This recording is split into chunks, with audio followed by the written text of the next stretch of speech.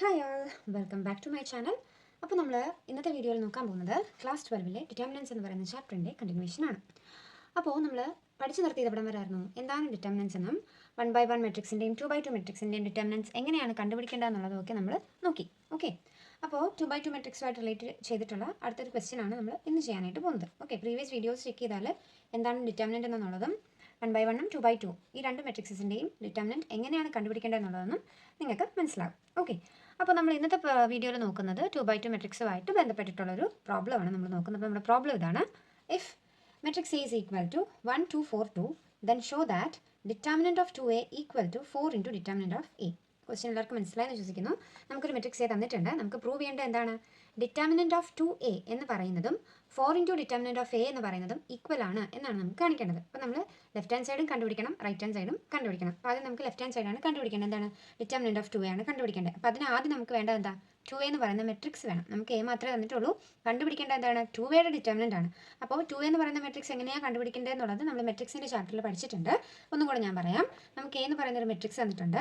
അതിനെ ഒരു സ്കെയിലാർ വെച്ച് മൾട്ടിപ്ലൈ ചെയ്യുക എന്നുള്ളതാണ് ഈ 2A കൊണ്ട് അർത്ഥമാക്കുന്നത്. ഓക്കെ, അപ്പോൾ 2A എന്ന് പറയുമ്പോൾ എന്ത് ചെയ്യണം? ഈ A എന്ന് പറയുന്ന മെട്രിക്സിലെ എല്ലാ എലമെൻറ്റുകളെയും ഈ 2 കൊണ്ട് മൾട്ടിപ്ലൈ ചെയ്യുക. അപ്പം 2A is equal to 2 into എന്ത് വരും?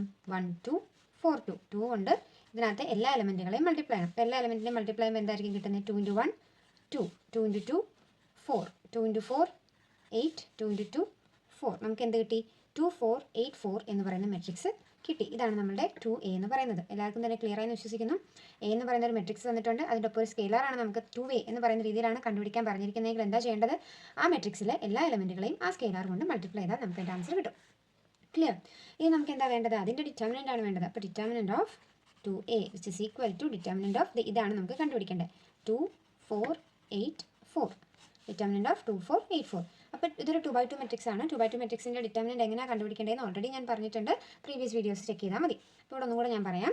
എന്താണ്? നമ്മൾ ക്രോസ് മൾട്ടിപ്ലൈ അല്ലേ? അതായത് 2 ഇൻറ്റു 4 മൈനസ് 8 ഇൻറ്റു 4. അതായത് ക്രോസ് മൾട്ടിപ്ലൈ ചെയ്ത് അവ തമ്മിൽ മൈനസ് ചെയ്യും. അപ്പോൾ നമ്മുടെ ആൻസർ എന്തായിരിക്കും വരുന്നത്? 2 into 4 is 8 minus 8 into 4 is 32 which is equal to എത്രയായിരിക്കും നമുക്ക് കിട്ടുന്നത്? 8 മൈനസ് 32 ഇസ് മൈനസ് 24. അപ്പോൾ നമ്മുടെ ലെഫ്റ്റ് ഹാൻഡ് സൈഡ് നമ്മൾ കണ്ടുപിടിച്ചു. ഇനി നമുക്ക് വേണ്ടത് എന്താ? Right hand side determinant 4 into determinant അതാണ് നമുക്ക് കണ്ടുപിടിക്കേണ്ടത്. അപ്പം ഇത് കണ്ടുപിടിക്കാനായിട്ട് ആദ്യം നമുക്ക് വേണ്ടത് എന്താണ്? ഡിറ്റർമിനൻറ്റ് ഓഫ് A കണ്ടുപിടിക്കണം.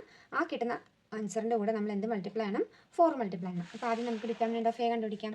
Determinant of A is equal to determinant of നമുക്ക് തന്നിരിക്കുന്ന ഈ മെട്രിക്സ് ഇതാണ്, ഇതിൻ്റെ ഡിറ്റർമിനൻ്റ് ആണ് നമുക്ക് കണ്ടുപിടിക്കേണ്ടത്. ഓക്കെ, അപ്പോൾ determinant of A is equal to 1 2 4 2 which is equal to എന്താ ചെയ്യേണ്ടത്? ക്രോസ് മൾട്ടിപ്ലൈ ചെയ്ത് മൈനസ് ചെയ്യണം അല്ലേ? അപ്പോൾ 1 into 2 2 minus 4 into 2 8. 2 minus 8 is minus 6. അപ്പോൾ നമ്മളുടെ ഡിറ്റർമിനൻ്റ് A നമ്മൾ കണ്ടുപിടിച്ചു. ഇനി എന്താ വേണ്ടത്? അതിന് 4 കൊണ്ട് മൾട്ടിപ്ലൈ ചെയ്യണം. അപ്പോൾ 4 into determinant of A is equal to 4 into നമ്മൾ ഡിറ്റർമിനൻറ്റ് ഓഫ് A കണ്ടുപിടിച്ച് എത്രയാണ്?